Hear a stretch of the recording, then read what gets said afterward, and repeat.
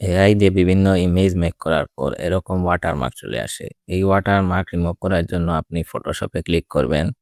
এরপর ফাইলের ভিতরে ওপেনে দিবেন। ওপেনে দেওয়ার পর এখানে আপনার কাঙ্ক্ষিত ফাইলটি সিলেক্ট করে নেবেন।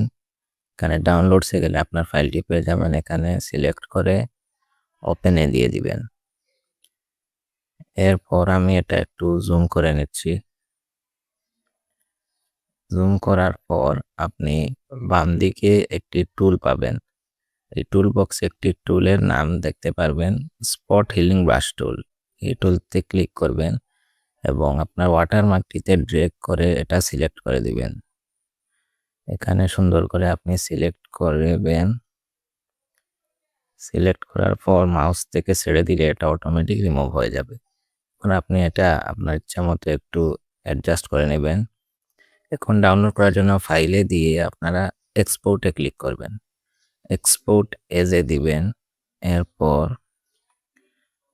এরপর এখানে আর কিচ্ছু করতে হবে না, শুধু এক্সপোর্টে দিলেই চলবে। এখানে ডেস্কটপ সিলেক্ট করে দিবেন, এরপর সেভ।